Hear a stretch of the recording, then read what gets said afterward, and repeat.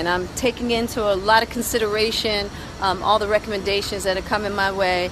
I'm getting my little steroid injections, and they seem to be helping, but not curing, but they seem to be helping. So, but I'm open to other ideas. So thank you.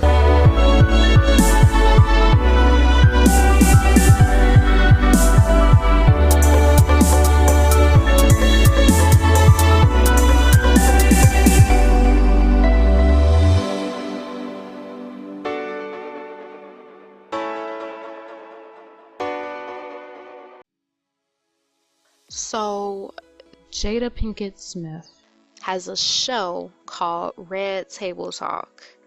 It's basically a production where she, her daughter Willow, and her mother Adrienne sit around a red table in her home and talk about different topics in their lives.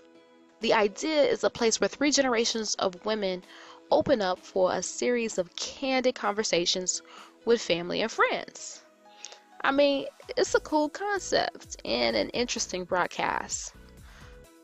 On last week's show, Jada revealed the real reason as to why she's been wearing turbans, and you'll definitely be surprised. Take a look. What's one part of your body that you dislike the most? Well, I'm going to tell you what. I've been getting a lot of questions about why I've been wearing this turban. Yeah. Well, I've been having issues with hair loss. And I'm going to tell you, it was terrifying when it first started.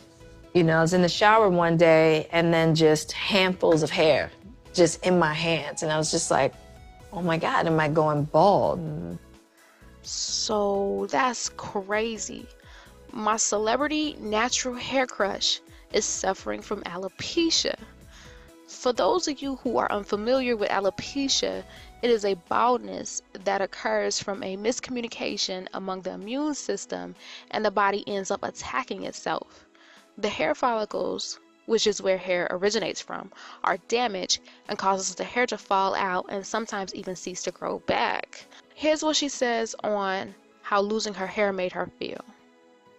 It was one of those times in my life where I was literally shaking with fear. That's a really scary experience. Yeah. That's why I cut my hair. Yeah.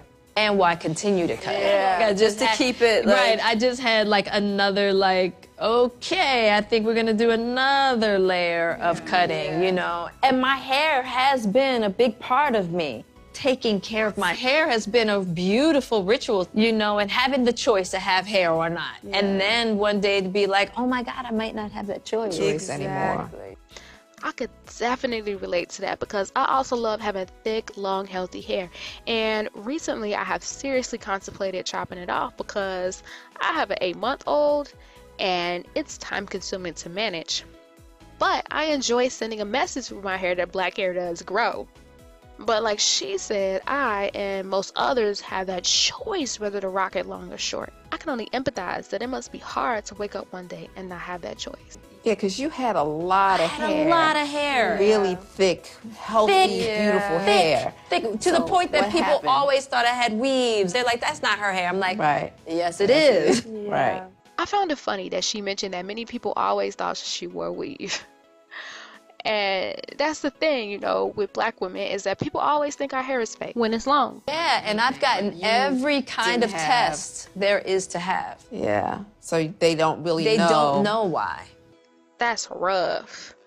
I mean, can you imagine a situation where your hair falls out because your body thinks your own hair follicles are the enemy? And can you imagine this happening to you and not being able to figure out why or what's going on? But all in all, she has a beautiful message behind it. Take a look.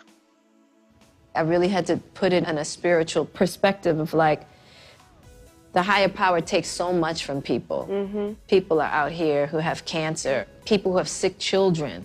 I watch the higher power take things every day. And by golly, if the higher power wants to take your hair, that's it? God, you want my hair? Like, as if when I had to think about, well, what else would you lose? What else would you put on the table for God to take? Yeah. Take the hair. I also love how she doesn't rock a wig or a weave as a solution to cover up, but instead she proudly rocks a turban. In one of our other videos, we highlight the stylist Razor Chick, who is exposing how wigs and weaves actually cause alopecia. Check it out if you get a chance. Back to Jada. As a bonus, she shows us through ways that she rocks her turban. Let's see. When my hair is wrapped, I feel like a queen. And I love having a wrapped head.